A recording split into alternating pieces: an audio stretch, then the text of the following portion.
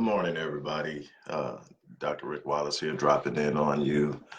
Hoping that everybody has had a good weekend, has gotten their week off to a good start. Over the course of the next few weeks, we're going to meet here on Mondays at 8 a.m. Central Time to discuss business, revenue generation, the importance of group economics, how group economics has an impact on your individual life, your family life, and society as a whole. We're going to start today off real simple, just kind of introducing the dynamic, talking a little bit about the history of Black group economics, where we've seen it before, how we've seen it behave, what we've seen happen from the opposing side of it, and what we need to do and how we need to see and focus on things here. Before I do that, I'll give you just a brief background. I hold doctorate degrees in theology and psychology, both obtained at the Array of Hope Theological Seminary, where I also sit as the dean for the School of the Ministry of Health and Wellness, where we talk about holistic health. So with that in mind, that's that part of it. I currently run 7 companies, everything from Myriad Business Solutions to Odyssey Media Group, the Visionetics Institute, Master Fitness 21, and several others. So, and I've been doing the whole business thing, entrepreneurial thing for over 30 years now. I've had my share of celebrations and victories. I've also had some tough times and some hard hits. I've seen both ends of the spectrum, and it is, it's a part of the process. And we're going to talk mindset, in coming weeks. We're going to talk the importance of mindset, and I'll tell you this before we get off into what we're going to talk about today, which is vertical group economics. Mindset is immensely important in anything you do in life. 80% of your success is going to be tied to your psychology, how you think, how you view things, your perception of the world, your perception of how you are fit into the world, how you execute your power in the world is going to be directly tied to your psychology. I say it all the time, give me a person with the right mindset versus a person with the perfect plan. I'm going to take the right mindset every time, because the right mindset will find the answers where the answers don't exist. The right mindset will create opportunities where opportunities don't exist. The right mindset will be able to take what appears to be a negative and turn it into a positive. And this is immensely important. It's not about the perfect plan, because first of all, the perfect plan does not exist. It is about having the right mindset. So with that being said, we are going to talk about that in the future. We're going to talk about so many things that go off into being successful as a business owner, and the importance of understanding our role socially and socioeconomically as it pertains to Black business. So you've probably heard on more than one occasion the term Black group economics. And on the surface, it seems pretty simple. Buy Black, build Black. It sounds simple, but there's a dynamic that has to be understood in vertical group economics that lets you know why it's so difficult for Blacks to get a start and get their foot in.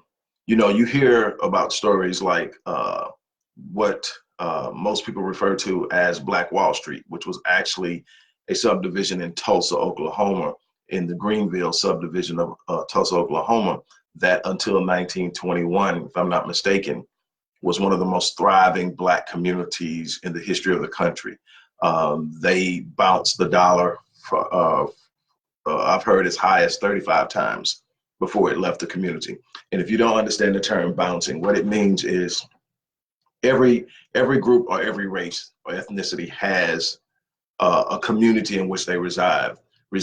Because of gentrification in America, that enclave for Blacks is being rapidly disturbed, destroyed, and disrupted. But for most parts, all groups, are bound together within race. And there is the economic side of it too, where people who are developing and building more wealth will find other people, sprinkled in. But even when you look at it, you see that for the most part, whites are living with whites, Arabs are living with Arabs, Native Americans, on and on, Latinos, blacks are all living within their own enclaves. Blacks are probably the most disrupted and disturbed because of gentrification, which is part of a failure, which is a result of a failure to be economically empowered. And one of the ways you do that is through practicing Black group economics.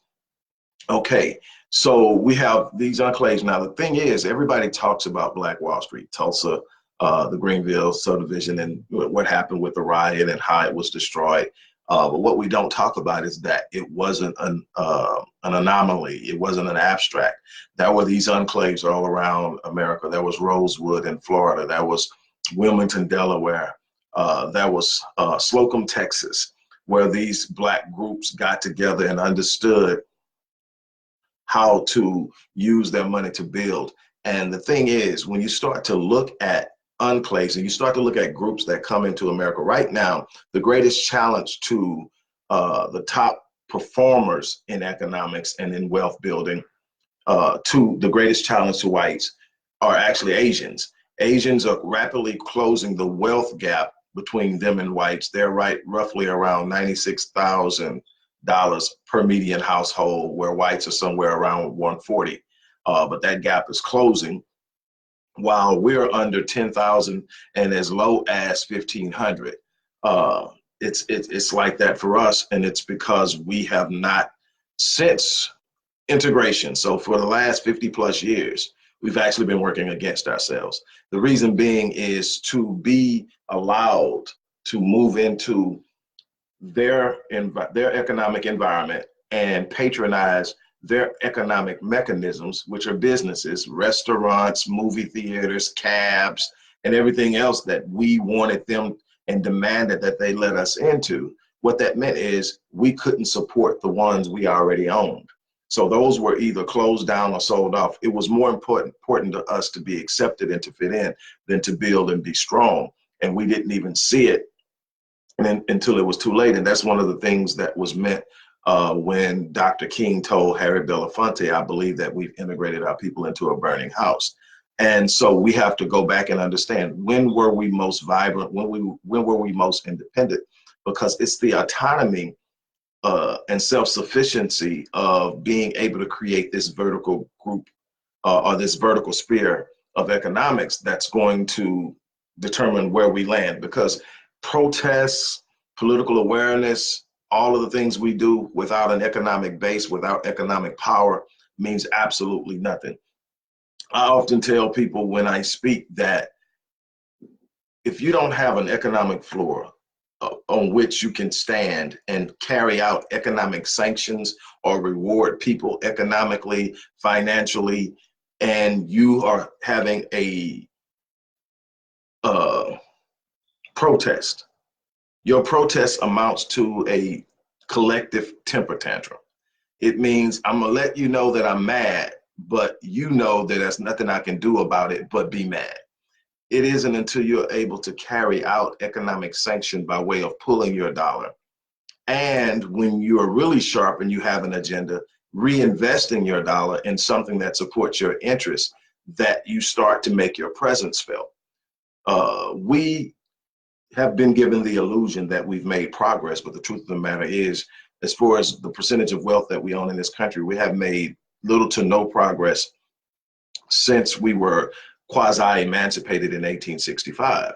That's not by accident. You had things like redlining, benign neglect, urban renewal, gentrification, mass incarceration, convict leasing, black codes, Jim Crow segregation, and the laws that went along with that, especially in the South. All of those things had their own way of impacting us and keeping us from being able to collectively build wealth. However, we have not, in our own right, developed a mindset to go out and build wealth in the manner that we should. So that's that. So you hear me talking, you've heard me mention a couple of times, vertical group economics. What's vertical group economics? Imagine you have whites, Asians, Arabs, Latinos, and blacks. Let's keep it simple. We have those groups. Well, in every economy or industry, you have a vertical complex or edifice through which business takes place.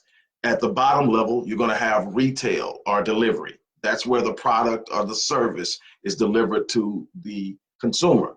That's retail. The next is distribution, how the retailer gets the product.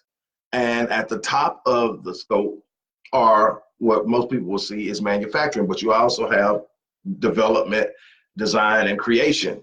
So development, design, creation, manufacturing, distribution, and retail.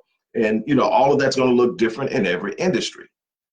But in order to be able to have power, you must have a vertical complex built within your enclave that will allow you to remain in your enclave in that industry all the way to the top. So in other words, take an industry like the beauty supply industry, in which blacks generate 96% of the revenue, but own less than 3% of the businesses. The reasons that blacks can't get in the business and sustain is because even though they dominate the revenue, and it's my belief and it's my philosophy that we should be have dominant ownership in any industry where we have dominant revenue generation. If we're dominating the spending in the industry, we should be dominating the ownership, and anything else is unacceptable. But okay, here's why we don't dominate, let's say, the beauty supply industry. Because we have not invested in development, manufacturing, and distribution, we can't get footing in retail. Why? Because distribution and manufacturing controls the pricing. So if I'm going to Asians for my product and Asians are dominating the industry and they see us as competition, they'll sell it to us because it's money, but they're going to sell it to us as at a higher price, meaning that we can't compete with other business owners that are Asian. So we normally get priced out of the business. And that's one of the reasons why we often encourage Black people to buy Black, even if it's slightly higher, because of that particular issue. We'll never get a footing as long as we're trying to go solely based on price, because they are going to price us out. Also, we need to come together and put our dollars together to start investing in the distribution arm of certain industries. Definitely the seafood industry, where we outspend whites 9-1. $9 for every $1 they spend, we spend 9 in seafood. We, out of a $15 billion industry in beauty supply, we produce 14.4 billion of that. And yet we only own 3%. And most of that is all in retail. And, there are a few of us who are creating our own products and getting it out there. But the vertical sphere says that we're making money on the retail level, we're making money on the distribution level, we're making money on the manufacturing level. And what happens with Blacks, every other group has this figured out in multiple areas where they're dominating. Wherever they're dominating, they are controlling the entire vertical sphere. What happens with them is they'll come out of their vertical sphere or their entire economy, not just one industry, but their entire economy. Their dollars will come out when they have to come out because they don't produce it.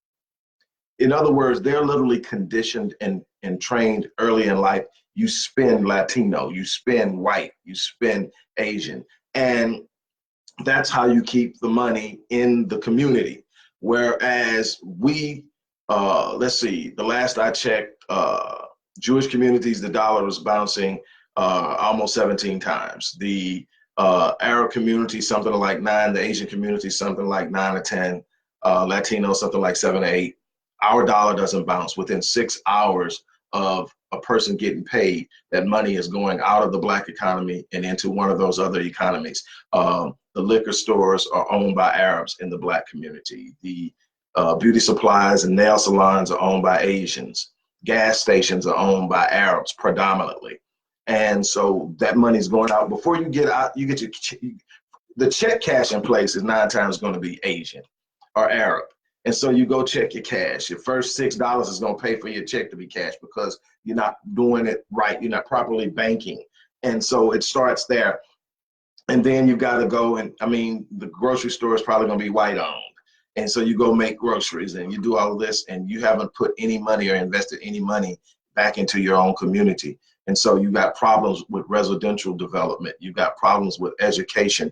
You got problems with healthcare. You got problems with all of that because you're not controlling it, because you're not practicing vertical group economics. You're not looking to build and develop. You're looking to fit in.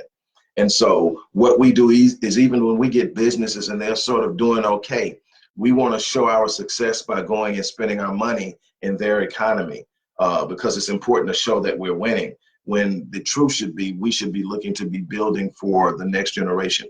I was taught that the money and the wealth, the predominance of the money and the wealth that I build in my lifetime isn't for me. It's for my progeny, my offspring, those who come behind me. I should have been handed down what I'm living off of. And since we haven't done that, we're behind. And that's what makes the idea of wealth redistribution a very difficult thing to understand for other groups. Why? Because of the way that they hid the wealth. The wealth isn't floating around like our money. Our money is floating around, but wealth in general isn't. Wealth in general is hidden in hard assets, real estate property, bonds, uh, both passively and aggressively managed mutual funds, just the businesses. So it's, you know, it's the redistribution of that is now it's been meant to be passed down to give solid footing to the next generation, where we're starting with all of this debt just to try to get a start.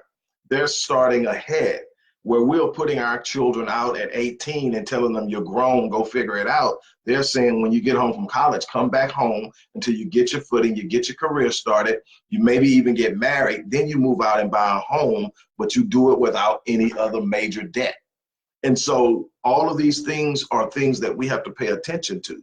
But when we talk about group economics, we're talking specifically about vertical group economics. In other words, how much can we take each industry within the scope of what we need to survive and be autonomous?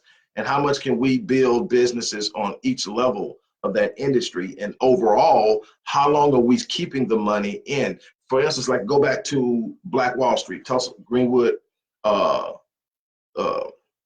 Greenville subdivision or Greenville community. I think it was like 36 square blocks, and they had their own doctors, their own shoe stores, their own grocery stores, everything you could possibly, the drugstore, everything you could possibly need, the dentist, everything was right there in that community. And so the dollar just kept circulating. You know, the dentist would get paid and go pay the shoe shiner. The shoe shiner would get paid and go to the grocery store. And the money was circulating, and they would keep it in the community. And it was so well held together and so prosperous that whites were jealous of it. And they used an excuse of a black man bumping into a white woman on an elevator to some degree to come over into that community and start something that ended up being basically a slaughter. You want to talk about bombing? They bombed that community. They literally went up in crop planes and other planes and dropped Molotov cocktails and other explosive devices on homes and businesses. There's numbers that say from anywhere from 300 blacks to 3,000 blacks were killed. It's hard to get a real report on that because of how the records were kept. But when the military did show up, they were arresting blacks, not whites. And you can read as much as you want to in that story, but that wasn't the only place. It happened in Slocum. It happened in Rosewood. It happened in Wilmington. It happened in Wilmington before it happened in Tulsa. So what I'm trying to get you to understand, and that's a lot more than, I'm going to talk more about Black Wall Street in depth in the coming weeks. But what I wanted to get you to understand is the importance of supporting black, spending black, buying back black, building black. And you have to get out of the mindset of the propagandized lie that is constantly told that when you go pro-black, you're somehow anti-white or you're somehow racist. I'm not going to even touch that today, but that's something we're going to talk about too, is the foundation of racism. The great Neely Fuller Jr. once said that until you truly understand white supremacy, racism, how it works, everything you think you understand will only confuse you. And that is so true and so prevalent, that we need to gain a true understanding of how this institutionalized system works. It's systematic. It's in play. It's not about this. There's a difference between bigotry and racism.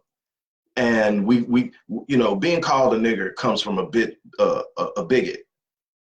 Being passed over because you have a name that is easily ethnically identifiable for the sake of hiring someone else that's white, that's racism.